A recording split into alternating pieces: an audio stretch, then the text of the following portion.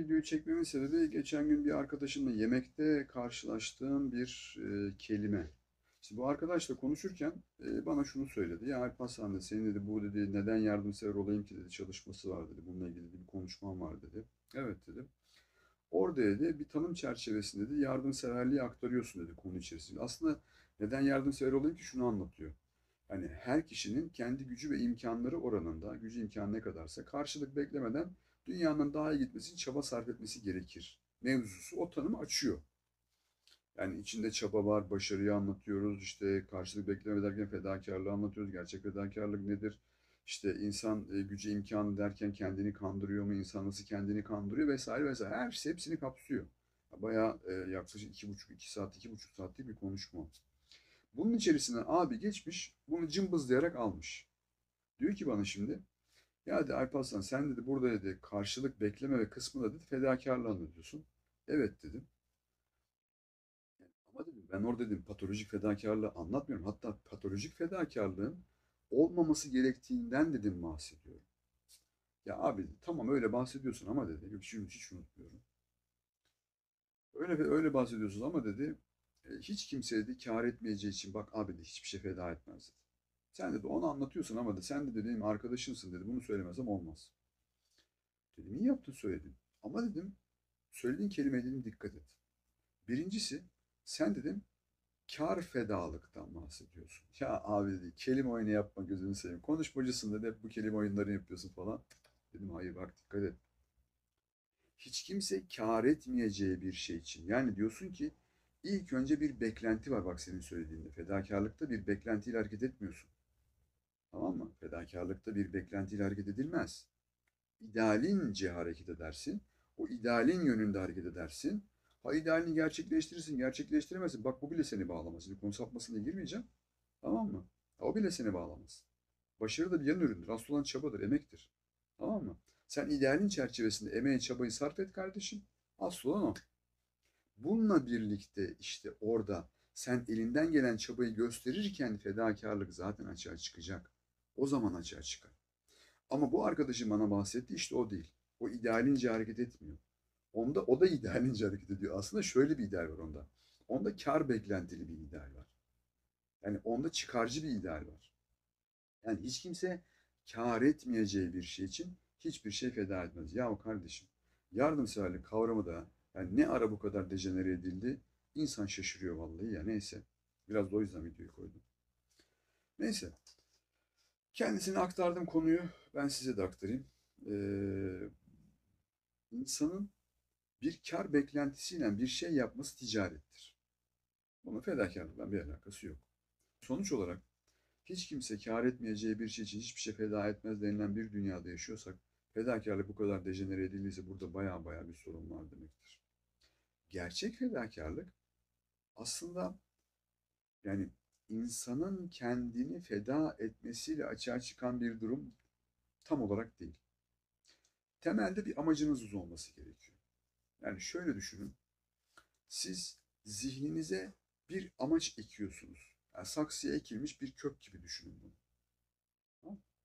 Bu kökü daha sonra kendi bu düşüncelerinizle, idealiniz çerçevesinde tabii ki bu ideali sevmeniz gerektiği için sevgi toprağıyla örtüyorsunuz bunu. Kendi zihninizde de o şekilde yerleştiriyorsunuz bunu. Daha sonra sabır sebatla bunu suluyorsunuz. O ideali ektiğiniz o sevgi toprağını sabır sebattan suluyorsunuz. Daha sonra oradan bir fidan çıkar. Sen sulamaya devam ediyorsun. Sulama dediğimiz tabii çaba sarf etmen, gitmen, gelmen, alın teriyle onu suluyorsun. Zor, kolay değil. Ne diyorum bak 13 yıl. Çaba sarf etmişim. Tamam mı? Velhasıl bunu bu şekilde yaptıktan sonra oradan bir filiz oluşur. Bu filiz yavaş yavaş bir ağaca dönüşür ve o ağaçtan da bir meyve elde edersin. Fedakarlık işte bu noktada çok önemli. Bak burada senin o meyveyi alıp da hepsini birilerine vermen patolojik fedakarlık. Öyle düşün. Senin yapman gereken şey feda edeceksen bir şeyi yarısını karşındakine yarısını kendine alıyorsun. Yaşaman gerekiyor çünkü. Sonuç olarak bu ektiklerin senin ve bu oluşan ağaç bak orada aslında ortada feda edilen bir şey yok. Çünkü onların hepsini sen kendin için yaptın. Bak fedakarlık, fedakarlık, fedakarlık diyor. Sanki böyle kendimizden vermiş gibi. Ya ben de bazen öyle anlatıyorum. Hayır kardeşim sen kendine katıyorsun. Bak bir idealin yoktu demin bahsettik yani. Yani kök, ideal, saksı örneğinden geldik. Bak bir idealin yoktu bir ideal sahibi oldun. Sevginin ne olduğundan tam olarak anlamıyordun. Sevginin ne olduğunu anlamaya başladın. Sevgi toprağıyla örttün dedik ya. Sabır sebatın tam olarak ne olduğunu bilmiyordun. Sabrın sebatın ne olduğunu öğrendin. Belki de var olan sabrın sebatın arttı. Sevgin varsa o da arttı. Bu yaptıklarından dolayı kendine özgüven sağladın, öz saygı sağladın, etrafındaki insanların sevgisini kazandın. Sen onlara sevgi verdin, sevgin katlandı, arttı. Bak bunların hepsi senin için. Emeğin ne olduğunu öğrendin, çabanın ne olduğunu öğrendin. Bak o ideali ekip, oradan yaptığın çalışmalarla sen öğreniyorsun. Bak ben öğrendim. Mesela o Epilepsi Hastaları Derneği, işte Epilepsi ve Toplum Derneği. İşte o yapıyı kurduktan sonra ben öğrendim.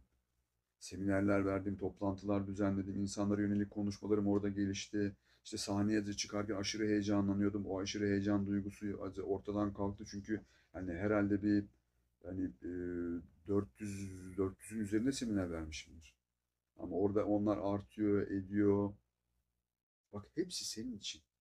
Aslında feda ettikçe alıyorsun sen kendine katıyorsun aslında. Aslında fedakarlık dediğin şey aslında tam olarak bu. Fedakarlık. Kar kısmı sensin işte. Tamam mı? Yani aslında kar ediyorsun. Sürekli kar ediyorsun. Vererek alıyorsun sürekli olarak. Anlatabiliyor muyum? Ya düşünün kardeşim aslında bu dünyadaki her şey vererek almak üzerine bina edilmemiş mi? Ya düşünün ağaçlar bile budandıkça güzelleşmiyor mu? Çiçekler budandıkça güzelleşmiyor. Daha renkli, daha güzel açmıyor mu? İşte sen de onun gibisin. Sen de budanman gerekiyor. Bir miktarını biriktirdiğini vermen gerekiyor ki açasın. Mesela kan verdiğin zaman ne oluyor? Temiz kan vücuda geliyor aslında. Başkasının işe yarasın diye kan veriyorsun ama senin vücutta da temiz kan oluşuyor. Şimdi güzel bak onda bile mesela düşün. Yine senin için. Yani verdikçe aslında dolarsın, alırsın. Ama en güzeli hizmet içerisinde anılar biriktirirsin. Ve gerçekten çok güzeldir. Hizmet, hizmet için yapılır. Hizmet başka birileri için, başka birinin elinde eteğini öpmek için, bir şeyler için yapılmaz. Hizmetin kaidesi kuralı bellidir. Hizmet sadece dünyanın daha iyi gitmesi için, hizmet için yapılır. Dolayısıyla fedakarlıktan geldik. İşte bu noktada fedakarlık göstereceksen göster kardeşim. Hiç kimse kâr etmeyeceği bir şey için bir şey yapmıyor diye düşünüp kendini bir kenara atıp durma. İnan bana karakterin çöplüğe döner. O dışarıdaki bulaşık bilgilerle çöplüğe döner. Karakterin bozulmaya başlar. Narsist bir yapıya bürünmeye başlarsın. Bencil bir yapıya bürünmeye başlarsın. Açgözlü olmaya başlarsın. Ama unutmayın. Bunları yaparken de patolojik düzeye kaçmayın. Kendinize zaman ayırın. Her zaman için. Ben mesela bir sosyal çalışmaları yapardım. Sonra giderdik arkadaşlarla bir yere oturup bir yemek yerdik falan. Bir dinlenirdik, bir şey yapardık. Eğlenmemezlik yapmayın. Eğlence de zaman ayırın. Tabii ki. Ama, ama oranını bilin işte. Yani hepsine zaman ayırın. Ama bilin ki her türlü motivasyon en yüksek ideali gerçekleştirmek içindir. Ve en yüksek ideal de hizmettir, yardımseverliktir. Yani daha yüksek bir ideal bilen varsa bana yazsın buraya da öğrenin. Şimdi şey yazarlar buraya. Olmaz olur mu abi? Para kazanmak. Bak para kazan bunun hepsini yaparsın. Ah be güzel kardeşim. O para geldiği zaman senin sahip olduğun o huzurlu, güvenli ortam seni konfor alanına sokar. O konfor alanı konusunda video koyacağız. O konfor alanı senin mezarın olur fark etmez.